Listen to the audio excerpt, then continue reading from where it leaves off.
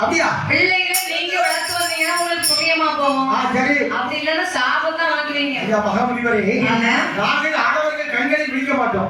இப்படி ஒரு விரதத்தில் இருக்க எங்களுக்கு எங்களுக்கு மகாமுனிவர் என்ற அரைக்கிவன்கள் மூவேர்களும் நந்தியின் முகம் பார்த்து சொல்கின்றார். ஐயா நந்திதேவரே, பிள்ளைகள் 3 பேர்களும் எங்களுடைய பிள்ளைகள் எங்களை நாடி ஓடி வந்திருக்கீங்க சுவாமி. ஆனால் எங்களுடைய விரதம் என்ன தெரியுமா? நான் மாலையை காவலாரே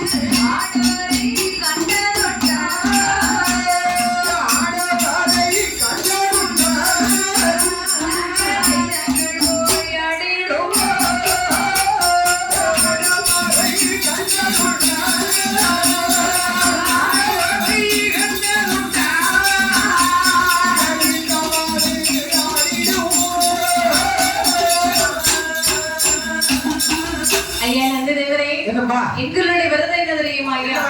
ஆடவர்கள் கண்களில் ஒழிக்க மாட்டோம் என்ற விரதத்தோடு வாழ்ந்து வந்தோம். அப்படி இருக்கும்போது எங்களுக்கு விரதம் இருப்பது ஆண் குழந்தை.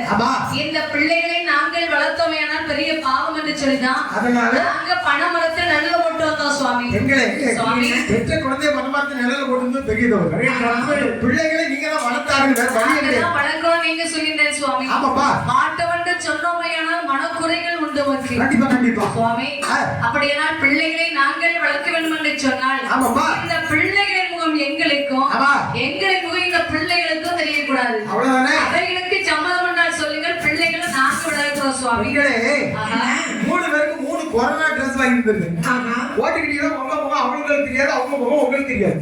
முகம் தெரியக்கூடாதுன்னு சொன்னா இப்படியே கொரோனா ட்ரெஸ் போடுவாங்க. அதெல்லாம் கேட்டீங்க அப்படி சொல்லலாம். அப்படியே 7 வருஷம் இருக்க முடியுமா? முடியாது. அப்படின்னா நீங்க தான் அதற்கு ஏதாவது ஒரு உபயோகம் செய்ய முடியும். அவ்வளவுதானே என்று சொல்கின்ற போது ஒரே ராத்திரியில் வளராது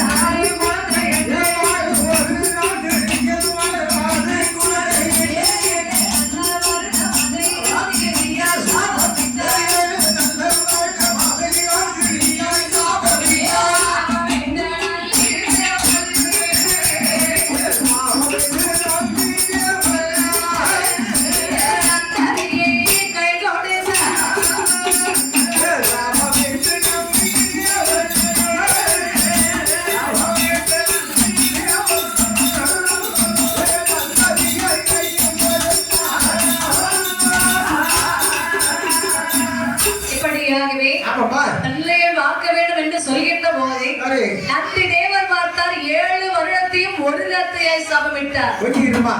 7 ராத்திரி ஒரே இரவு. இப்ப நமக்கு வந்து மாநிலர்கள் மரம் மட்டை தாழ் வரட்டு மாடு ஆடு பச்சை பரவாயில்ல என்னமா செய்ய முடியும்?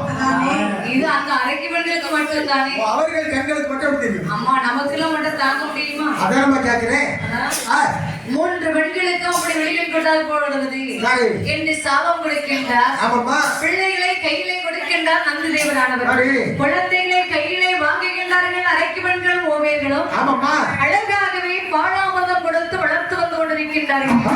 தாய்ப்பால் கொடுத்து வளர்த்து வருகின்ற போது தாயிடமிருந்து அமுதப்பால் அவுந்தியும் குழந்தைகள் எப்படி வளர்ந்து வருகிறது என்று சொன்னார். குழந்தைக்கு